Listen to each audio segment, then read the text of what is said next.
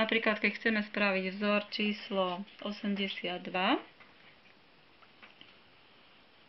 tak vidíme, ako je nastavené predné a zadné sane. A ešte si musíme všimnúť, že vlastne 4 rady pletieme na polohe 3 a 4 rady pletieme na polohe 2. A tie polohy vlastne sú na prednej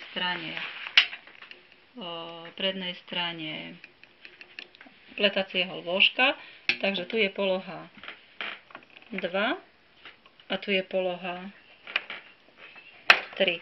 Tak je vlastne zabezpečené, že niektoré ihly, ktoré by boli aj oproti sebe nastavené, tak touto polohou sa vlastne dostanú mimo, že nie sú oproti sebe a nezlomia sa. Takže vidíme, že tuto potrebujeme nastaviť na prednom lôžku 2 a 6 s tlačítkom V, takže 2, ale tuto rob, tam jej to nepomôže. Takže 2 a 6 V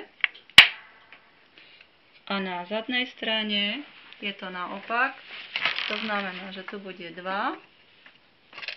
a tu bude 6 a V. A teraz treba nastaviť pletacie ihly, takže táto ihla je v pracovnej polohe, táto ihla je voľná, takže je zasunutá úplne k dolnej lište a nie je na nej priadza. Potom sú 2 pracovné polohy, potom je 1 voľná, 2 pracovné, 1 voľná a takto pokračujeme až na koniec a mal by byť koniec tak, že končí sa pracovnou ihlou. A zadné lôžko sa začína voľná, 2 pracovné, voľná, 2 pracovné, voľná a takto pokračujeme. Takže začneme prevesovať tak, ako nám bude najlepšie pasovať. Takže prvá ihla bola pracovná, potom bola ihla voľná, tá je v smere dole, potom ale boli 2 pracovné, to znamená, 1 pracovnú máme a druhá pracovná by mala byť táto. Takže môžeme ju prevesiť z tohto predného lôžka, tu nebudeme potrebovať a prevesíme ju na túto vedľajšiu. Takže vlastne tuto vidíme, že máme 1 pracovnú, 1 voľnú, 2 pracovné, 1 by mala byť voľná, potom by mali byť 2 tieto pracovné. Vidíme, že zatiaľ ju nemáme odkiaľ preložiť, takže necháme ju len takto vysunutú.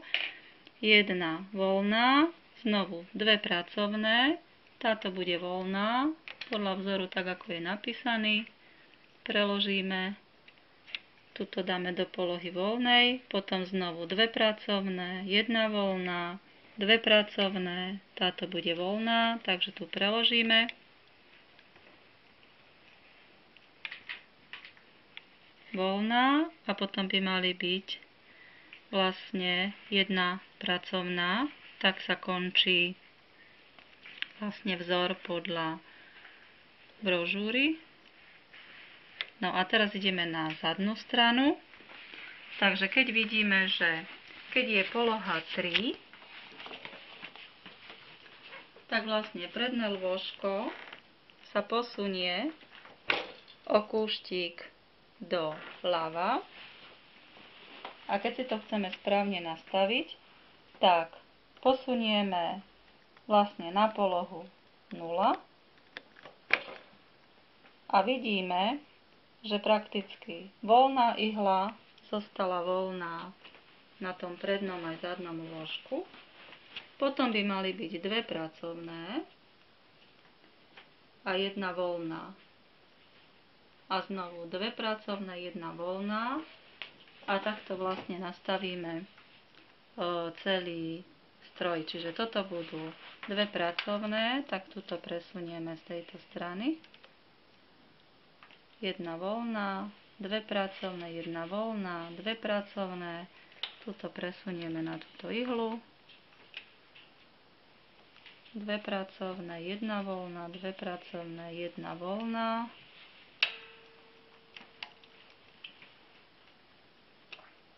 Takto.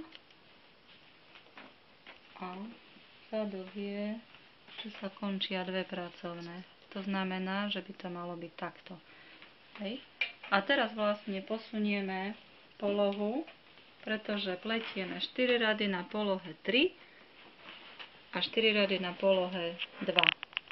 Takže nezabudnúť posunúť na polohu 3. Takže tu je 0 a tu je poloha 3. Áno? A vlastne potom sa zase vrátime na polohu 2. Takže keď budeme počítať, tak vlastne takto budeme pokračovať v pletení.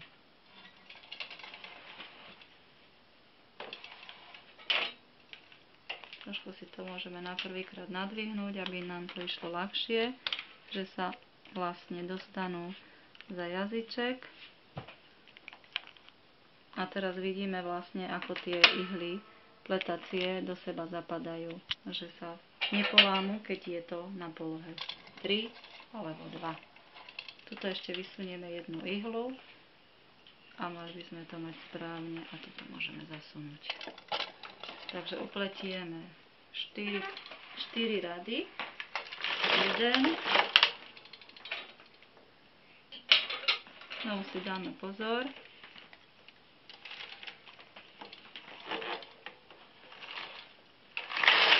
2.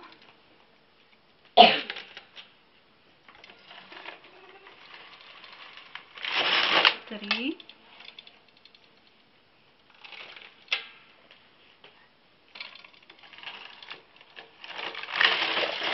4. A teraz posunieme na polohu P2 a upletieme 4 rady. A tak nám vlastne bude vytvárať vzor podľa návodu.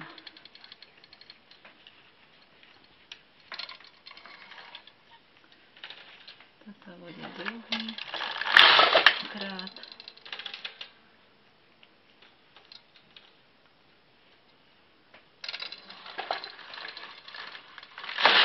Tretí krát.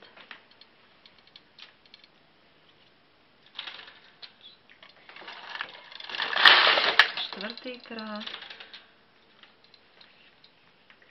Teraz posunieme na polohu 3